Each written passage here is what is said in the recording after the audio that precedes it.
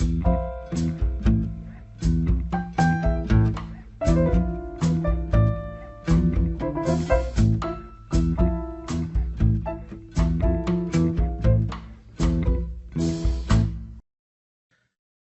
welcome back from the break as we're ready to go to the final round here tonight and keep this misery train rolling strong as we go into the Ravens losing it to the Pittsburgh Steelers. Yep. Take it I away, always Kevin. hate to lose this game. Oh, man. As much as I know we need this game because we've got to clean house, so the only way the Ravens are going to clean house is if they don't make the playoffs. Yep. So I'm really kind of actually rooting that we don't make the playoffs now, just so we can actually do some house cleaning stuff. But yeah, it always sucks to lose to the Steelers. You've got a chance, especially going up against the Patriots and everything. I mean, as we talked about with the Cowboys, we could walk backwards into this. It's going to be crazy. It would be very hard, and things would have to fall perfectly right. But even the Bengals could fall into this right now. Well, yeah, we'll get to that in just a second on their future. But just for the game for a second, I mean, this is an absolutely kind of insane game, which you kind of expect from the Steelers and Ravens. I mean, Aaron Rodgers hasn't thrown for over 200 yards in like 5 weeks. He gets 284 yards on you. And Old Man River even scampers in for a touchdown. His first rushing touchdown in 3 years. Right. Meanwhile, the rest of the running back collection has 17 carries for 34 yards. It's like, what the heck? That's a very odd defensive scheme. But, I mean, overall, I think our defense was okay on that side of the ball. Obviously, giving up 285 yards. Wiggins and Humphreys not looking right. Wiggins got absolutely juked by Gainwell on one run. Trying to make like a hit tackle instead of a wrap-up.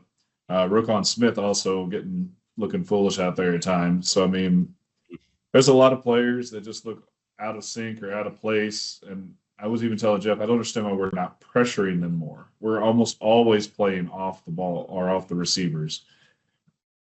But that's the Zach Orr system. And when we go back to the Bengals, where you can name all these players going bad, what was that?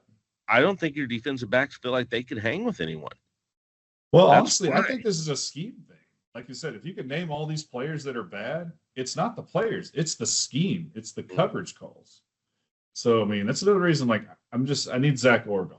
If that happens this offseason, I'll be extremely happy, even though I'm mad at Monken for not running Derrick Henry as much as he should. I was about to leaving him on. We're going to get to the offense. We're going to get to the offense. Okay, we'll get to that. Get the defense a little bit there. But, yeah, so fire Zach Orr, but whatever it is. So, I mean, like I said, defense-wise, I think it wound up being okay. But the offense, too, at the same time, the offense, it never got started, in all honesty. I mean, Lamar Jackson finally broke his droughts and had a passing touchdown and a rushing touchdown. He didn't look right. I mean, the announcer's like, oh, there's his old Jets. Like, no, that's not the old Lamar. Like, that's very ginger Lamar. He would have tried to make moves in the past. So I honestly think he is probably a little still injured or something lingering going on there. But, I mean, of course, he also threw that fourth quarter interception. So that's Lamar we know and love, unfortunately, right now. That was a terrible pass. Yeah, it was. And it was a kind of a little bit of a momentum killer there at the end because the Ravens finally started getting a little bit going. But it's hard to say that when you don't lead the entire game. And that's even getting into our kicker missing an extra point. Making all 3 field goals, but missing the extra point. I mean, it's just one of those games with inconsistency, rules the roost on offense and defense. I mean, our running game did what it was supposed to do. Derrick Henry, 25 carries for 95 yards.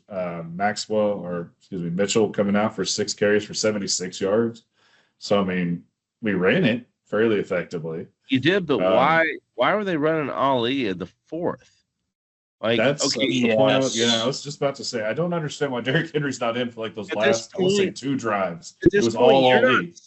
You're not saving Derrick Henry for the playoffs. You need to run him now to get to the playoffs. Oh, I know. This is the Monken conundrum. Like, we can go all the way back to the Chiefs-Ravens playoff game where we were sitting in Pluckers with Jeff, and I was just like, Jeff, why have they not run the ball since, like, the start of the second half of that game? it doesn't make any sense sometimes to the game calls and game plans that he has. Um, so, like, honestly, I'm hoping we lose both coordinators. I mean, I wish Monken well go off, be an OC or head coach somewhere else. But yeah, like we've got to clean some house. This is not good. And it also, of course, falls on our GM. Like he put this team together. They knew there was weaknesses going back into it. Like, hey, can this offensive line hold up? Hey, is this defense going to be the one we saw in the first half last year or the second half? We talked about the start of the year. Unfortunately, we're getting the first half from last year. But I mean, honestly, I think though this game comes down to 2 penalties, and I'm not going to say the refs decided this game by any means, but there were 2 big calls I think are kind of the main talking points from this game. The first one being about Travis Jones with that personal foul on the Steelers field goal kick, saying he ran into the center. No, he didn't. That was just an absolute bad call. I agree. And props to the league at least for admitting it afterwards, even though it was a momentum killer for sure there, leading to a Steelers touchdown instead of a field goal. But the big one I think everyone talks about this so far today is the Isaiah Likely touchdown. That was not called a touchdown. It's going. He catches the ball, gets 2 feet down, and then loses the ball shortly after. This is your Dez caught it moment. This is your Dez caught it moment. Pretty much. I mean, it was just Likely caught it. Like, that was a touchdown. There's nothing. No, I absolutely agree with you. To have the touchdown. When you only have to do as a runner is just break the plane and you get the fucking hands up. Like, yeah. What more does he need to do? No, I mean, we can go back to the Lee Evans Patriots playoff touchdown where the ball got ripped out. Like, yeah, I kind of get that one's not a touchdown. I'm not super bad about that one from like 2023. I remember that one. But at the same time, like, I have 2 huge complaints with this one. First off, a lot of times we've been told about 2 feet down or a second step means you've made the catch, it's completed. There you go. Second one is the rule of thumb has typically been for the refs, call it a touchdown if it's close. Let it be reviewed. Neither of those happened. Just straight up called an incomplete pass. I was like, why not have this be reviewed? And at the same time, Harbaugh, why are you not throwing the challenge flag? Exactly. It's not within 2 minutes. You still have a challenge. You have timeouts. I know it's kind of close and you maybe want to save those timeouts, but this would have put you ahead. And almost everybody in America says that's a touchdown. So, I mean, right when you need Riverboat Harb to be Riverboat Harb, he's not. But, yeah, I mean, the crazy Lee thing was on the phone with the Ravens over this time. And for some reason, they're saying it needs to be 3 steps, according to the call with the league. They're like, hey, what is the football move that he needed to do? And they said 3 steps. We kind of talked about this off air. I don't know why a defensive back is not going to take that and run with it. Like, oh, you need 3 steps to make a catch now instead of 2? Rip the damn ball out every time.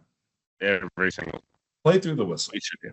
Well, you're saying. I just found it weird that this call happened this way against Baltimore in Baltimore. Like, if this would have happened at Heinz Field, they don't call it Acrisure Stadium up here. It's Heinz Field.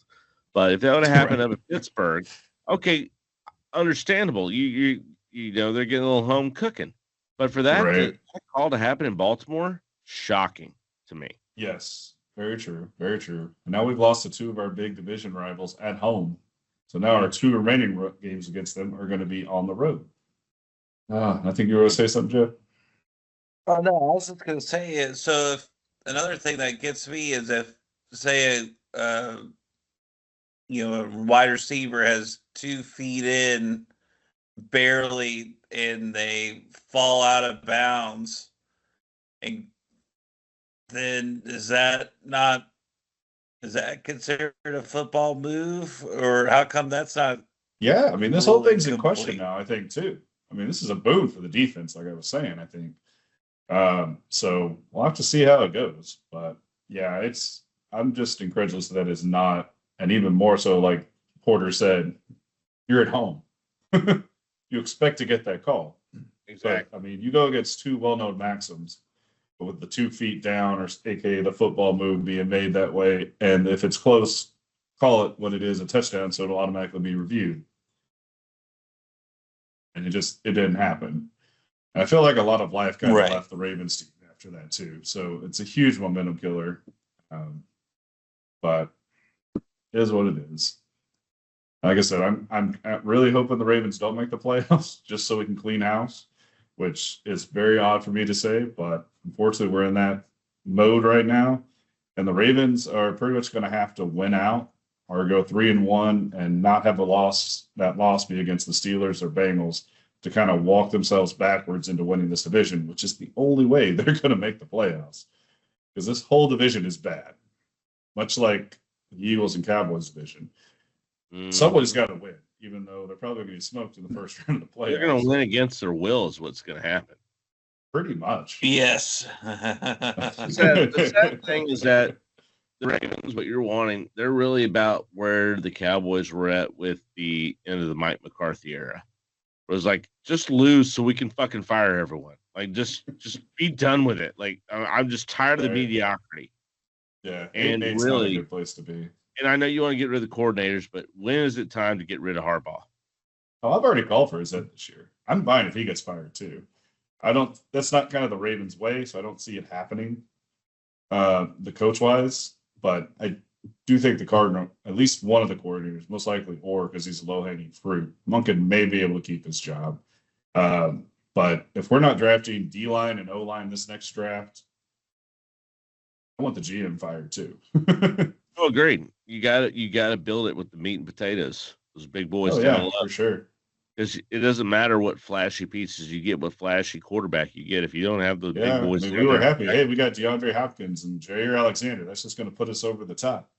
Fuck no, Jair's gone. Hopkins has been okay, but we can't move the ball in offense. Lamar looks timid at best, just because his offensive line is so absolutely horrible this year. But yeah, just not a good year. And I mean, if you don't have those big boys to protect them, then those shiny pieces dull very, very quickly. I mean, right now the athletic playoff predictors got us to think about 34% and our record at 8-9 as we finish the year, which means we win 2 of our last games, which I'm not sure we can at this point. I mean, you got you got Patriots, you got Packers, then of course Steelers and Bengals at home. Oof. Yeah, or on the road if you're the Ravens, excuse me. So I'm pretty sure the Ravens are out. I'm going to go ahead and call that bird done. That's a gauntlet right there. It is. It's the hardest schedule. If you weren't in the NFC, if you weren't in the AFC North, I wouldn't say the Bengals are part of the gauntlet, but it's a divisional game. That's a gauntlet. Right. That's just absolutely. Especially when they just beat you on Thanksgiving, like 42-17. Mm-hmm. Mm-hmm. At home. Yep. Yeah. But yeah. So it was a good year, I guess. Not really. That's a complete and utter lie. It's been a dumpster fire. So 0-4 and get everyone fired. Yes. And a high draft pick. That's what we're going for, gentlemen. And that what can happen, because I mean, with the Patriots on Sunday night, and then you got the Packers, and then Pittsburgh, so you just lost to, and Bengals. That could absolutely happen. Absolutely happen. You got to go to their stage. Ravens better not steal a third place schedule away for the Bengals. I'll be pissed. Watch, they're going to do it. They're going to beat them right at the end, and they're going to steal that schedule. They're going to steal that schedule. It's going to happen. No, I don't want a second place schedule. You're getting a second place schedule. Yes, you are. Are you going to fall into first place and actually get in there? It's going to be unbelievable if you get a second place schedule. Yes, 7-9. You're going to get a first place schedule and you get rocked to the first round of the playoff. Right. Yes, exactly. Oh my goodness. Then he gets to continue with the Zach Taylor era. Yes. Well, Zach Taylor era is going to continue because they're the Bengals and they're not going to give it up. No, exactly. Yeah. The day that Zach Taylor gets fired is the day that Mike Brown dies. And there's just no way that Zach Taylor will happen after Burrow's retired, because right now he has a leg to stand on, because all he has to say is, well, Joe got hurt again. It's the training staff. Yeah. Better training staff. Otherwise, if he stayed in, we'd be winning. Exactly. Sad but true. Yeah. Well, I think we've all commiserated in our own dumpster fires here long enough, so we'll go ahead and let that fire go ahead and simmer out now as we'll go ahead and wrap this wonderful episode up. I'd like to thank everyone for joining us. Please follow us on all of our social media platforms at Next Round Sports. Easy to find us. We'll get to you on there. For Caleb Culver, for Jeff Havens, this is Chris Porter. We'd like to thank you all for joining us, and we'll see you all again on the next round. Cheers. Cheers.